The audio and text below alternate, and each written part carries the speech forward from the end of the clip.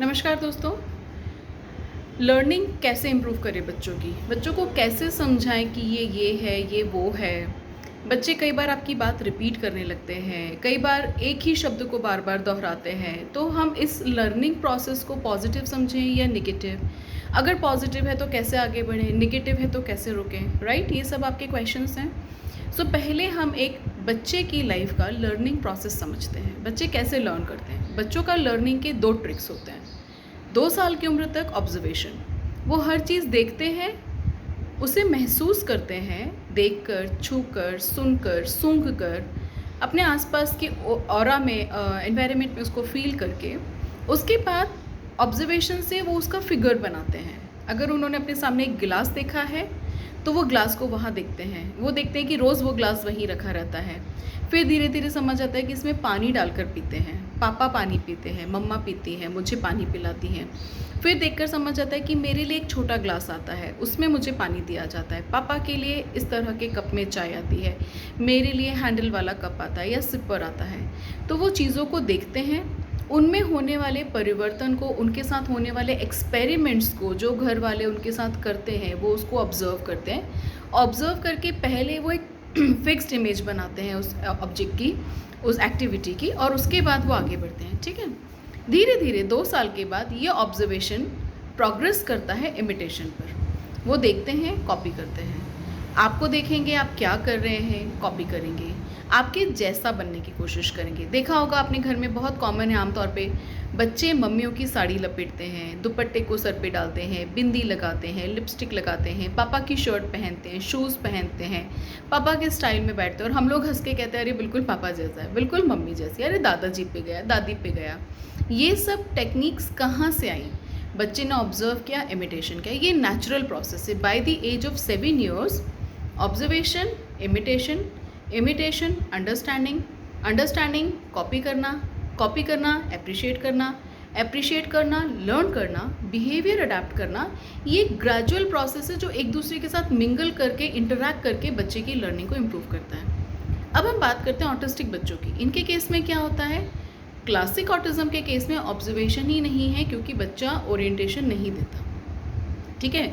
Virtual autism के case में बच्चे की ऑब्जर्वेशन स्किल्स सबसे पहले डेवलप होती हैं। आप जैसे ही बच्चे का स्क्रीन बंद करके उसके साथ इंटरैक्ट करना शुरू करते हैं, सेंसरी इंटीग्रेशन करना शुरू करते हैं, एक्टिविटी करना शुरू करते हैं, उसको समय देना शुरू करते हैं, उसके दिमाग को स्क्रीन के प्री ऑक्यूपाइड बिहेवियर से बाहर लाने की कोशिश करना शुरू करते हैं, वो ऑब्जर्व करना शुरू करता है, कहाँ है, कौन है, क्या कर रहा है। धीरे धीरे ऑब्जर्वेशन 24 घंटे में से पहले कुछ सेकेंड्स, फिर मिनट्स, फिर आवर्स के लिए ऑब्जर्वेशन बढ़ता जाएगा।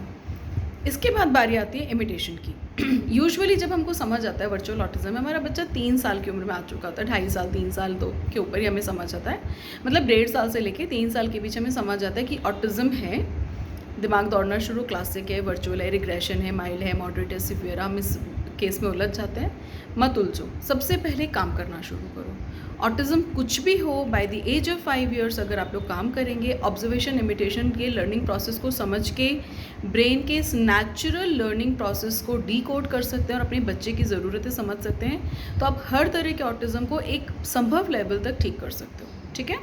अब जब वर्चुअल ऑटिज्म के बच्चों का ऑब्जर्वेशन बढ़ा और जैसे आपको लगा उसका इमिटेशन आ गया, वो कॉपी करने लगा, that is a green flag, this is a green light, go ahead. बच्चा आपके शब्दों को कॉपी कर रहा है, तुरंत रिपीट कर रहा है, देर से रिपीट कर रहा है, आपको देखकर चीज़ों को कॉपी कर रहा है। आपको लगता है ये बाई को देख के क्यों कॉपी कर रहा है, बाई के जैसे क्यों चूड़ी पहनना है, अरे वो सब्जी वाला चिल्ला रहा है, उसको देख के क्यों चिल्ला रहे हैं। यहाँ पर बच्चे दिमाग नहीं लगाते, उनको ये अंडरस्टैंडिंग नहीं है कि दिस इज़ राइट और रॉन्ग। उनको सिर्फ एक ही चीज़ समझ आ रही है, ये किया है तो मुझे करना है। वो डॉगी की आवाज़ सुन के भौंक सकते हैं, वो गाय की आवाज़ सुन के रम्भा सकते हैं, वो ऑन फोर्स हाथ और पैरों के बल क्रॉल करना कोशिश कर सकते हैं। वो जिस भी चीज़ को जिस भी तरीके से ऑब्जर्व करेंगे उसको वो वैसा कॉपी करेंगे, और this is a good thing, क्योंकि उन्होंने ऑब्जर्व करके प्रोसेस किया कि ये काम ऐसे हो रहा था, उसको दिमाग में प्रोसेस करके अपनी बॉडी लैंग्वेज को उस हिसाब से इंटरवीन किया। This is a good thing. Support, interact. अगर बच्चा कॉपी कर रहा है, आप उसके साथ इंटरैक्ट करो, उसके जैसे कॉपी करो, ताकि वो उस कॉपिंग के बिहेवियर को लर्निंग बिहेवियर की तरफ लेके जाए। अगर वो शब्द रिपीट कर रहा है तो आप शब्दों को वाक्यों में बदलिए। अगर वो शब्द के साथ साउंड्स रिपीट कर रहा है, इंटरैक्ट कीजिए। अगर वो आपका एक्शन कॉपी कर रहा है, आप उसको आगे लेके जाइए।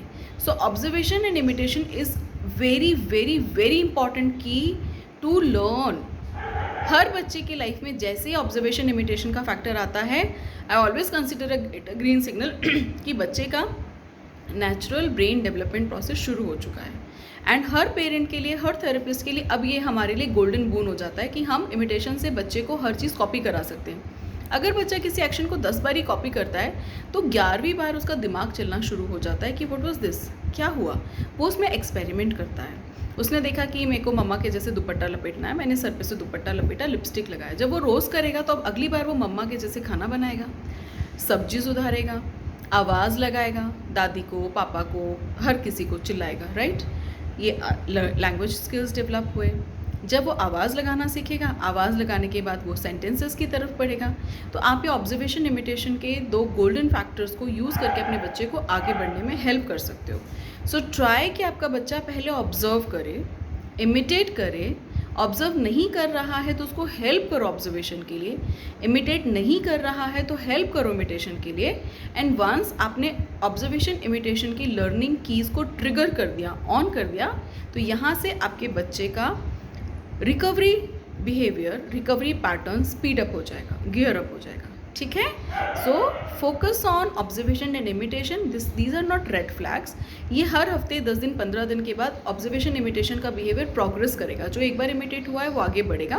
बनस्पत आप उसको मना ना करें, डांटे ना, आप उसको सपोर्ट कीजिए, इंटरैक्ट कीजिए, उसको आगे बढ़ने के लिए हेल्प कीजिए। तो डेफिनेटली ये स्किल्स बच्चा आगे लेके जाएगा। Is that okay? So I hope it finds you good. All the best. Happy parenting.